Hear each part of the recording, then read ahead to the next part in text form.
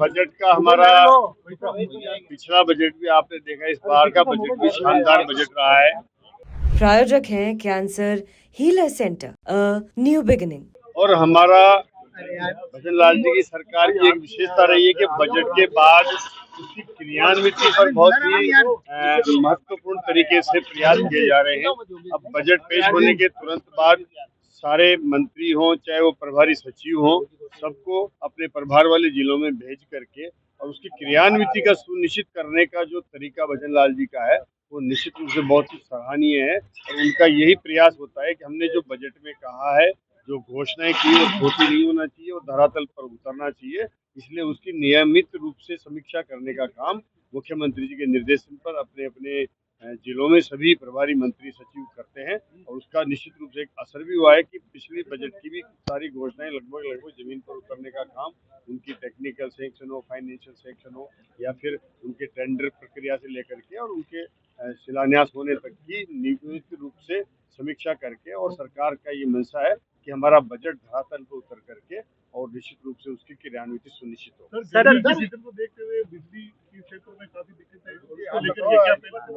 देखिए, बिजली के मामले में आपने देखा है हमेशा इस बजट सत्र में, चाहे वो हमारा किसानों के लिए रबी के सीजन की समस्याएं होती है तो उसके बारे में हमेशा एक प्रमुखता से विधायक वहां उठाते। इस बार देखा है आपने बजट में कहीं कोई विद्युत की आपूर्ति के बारे में किसी प्रकार की कोई भी इस सदन में पूरे में शांतिपूर्वक चला है और कोई हाहुल्ला नहीं हुआ।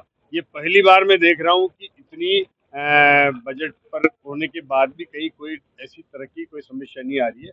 हमने इस कृषि के लिए इस पूरे सीजन में किसानों को अपने आवश्यकता अनुसार पर्याप्त मात्रा में बिजली उपलब्ध कराई है। कहीं पर ऐसी बड़ी समस्याएं जहां ट्रांसमिशनों की दिक्कत है, जहां पर हमारे सिस्टम को और अपग्रेड होने की जरूरत है, तो उसके लिए हम लगातार प्रयासरत हैं।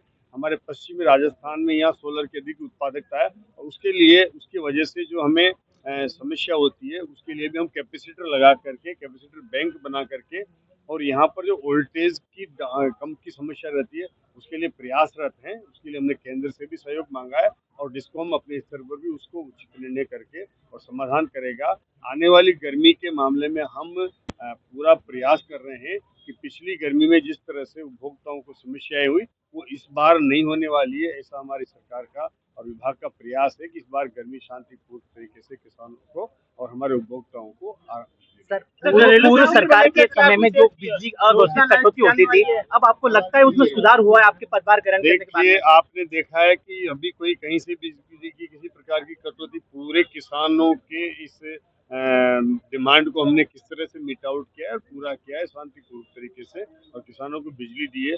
आने वाली गर्मी में भी हमारा ये प्रयास है कि हम उस पीक हाउस में भी अतिरिक्त प्रबंधन करके और कैसे ज्यादा से ज्यादा हम विद्युत की आपूर्ति करें, इसका हमारा प्रयास है और निश्चित रूप से उस सफलता मिलेगी। हम निरंतर प्रयासरत हैं। पिछली सरकार ने जिस तरह से बैंकिंग करके और इस गर्मी के समय हमें उसको वापस करना पड़ा था जिससे उपभोक्ताओं को परेशानी हुई थी, अब हमने बैंकिंग नहीं करी है, हमने पावर परचेज करके एग्रीमेंट करके किसानों को सप्लाई किया था। अतिरिक्त बिजली हमने डबल इंजन की सरकार होने से केंद्र से भी मांगा सहयोग, तो वहां से भी मिला था। इस बार वो जो लौटाने का बैंकिंग का भार है वो हमारे ऊपर नहीं है और गर्मी में हम अतिरिक्त बिजली की आपूर्ति करके किसानों को भी और हमारे उपभोक्ताओं को भी निश्चित रूप से बिना कटौती के बिजली देने का घरेलू बिजली उपभोक्ता को बजट में सर किस तरह की अधिकारी को दबाव में लेकर साइन करवाते करोड़ों रुपए का गबन कर रहे हैं? देखिए, ऐसा कोई मामला अगर हमारे ध्यान में आएगा तो निश्चित रूप से उस पर पर्याप्त हमारी जांच भी होगी और उस पर एक कमेटी बना के होगी। इस तरह का कोई मामला नहीं है। अगर कोई ऐसा होगा तो निश्चित रूप से उसको कार्रवाई। सर, घरेलू बिजली को लेकर किस तरह की छूट की योजना रखी गई है? जमीन आवंटन जो है बड़ी कंपनियों को किए गए हैं और उन्हें लाभ दिया जा रहा है। देखिए, सोलर का उत्पादन का राजस्थान एक पूरे देश में हब बनता जा रहा है। हमारे पास जो भी संसाधन है, चाहे वो सूर्य भगवान की हमें हमारे ऊपर अतिरिक्त कृपा हो या फिर हमारे पास बॉर्डर के क्षेत्र में उपलब्ध जमीन की अधिकता हो, उसका उपयोग हम राजस्थान के भविष्य को सुधारने के लिए करेंगे। हम हमारे खुद के माध्यम से प्रयास कर रहे हैं कि हम अपने पार्क डेवलप कर रहे हैं। आपने देखा है, हमने लगभग 30,000 मेगावाट के पार्क हमारे डेवलप करने का एक निश्चय किया है। उन पार्कों का डेवलपमेंट करके और हम बड़ी बड़ी कंपनियों के साथ, चाहे वो एनटीपीसी हो, चाहे वो पावर इंडिया हो, या फिर हमारी कई तरह की गेल इंडिया हो, इनके माध्यम से हम उनसे पीपीए कर रहे हैं, उनके साथ एग्रीमेंट कर रहे हैं और उसके माध्यम से हम हमारी पार्टनरशिप के साथ कई सोलर का उत्पादन करने का प्रयास कर रहे हैं। फिर भी बड़ी कंपनियां हैं जिनको आवश्यकता है, जो पीपीए करके आ रही है, तो उनको प्राथमिकता के आधार पर हमने एक नीति बनाई है। उस नीति के अनुसार जो आवंटन में प्राथमिकता होगी, उसके अनुसार हम वो आवंटन होगा, जिसमें एक निश्चितता होगी और वो बिजली उत्पादन करके देश को, प्रदेश को देने का काम हमारा राजस्थान करेगा। और राजस्थान आने वाले समय में अक्षय ऊर्जा के, सोलर ऊर्जा के लिए पूरे देश में प्रथम स्थान प्राप्त किया है। इसको और अधिक बढ़ा करके हम यहाँ लोगों का रोजगार देने का भी काम करेंगे और इसके माध्यम से आने वाली इंडस्ट्री हो, आने वाली कृषि हो, उसको भी बढ़ाने का काम करेंगे।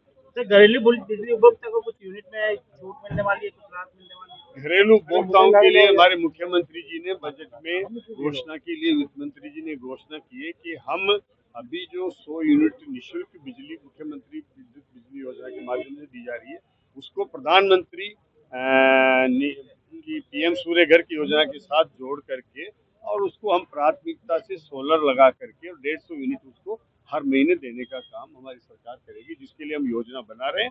उसको धरातल पर आने वाले 2 से 3 महीने में हम उतारेंगे, तो उसका लाभ उस उपभोक्ता को अब 100 की जगह 150 यूनिट की बिजली का मिलने का काम। कंफ्यूजन है कि 150 यूनिट प्रत्येक उपभोक्ताओं को मिलेगी या जो सौर ऊर्जा पैनल लगाएगा जो भी अभी मुख्यमंत्री निःशुल्क योजना के तहत लाभान्वित है, उनको हम सोलर के माध्यम से जोड़ेंगे और पीएम सूर्य घर का लाभ भी देंगे।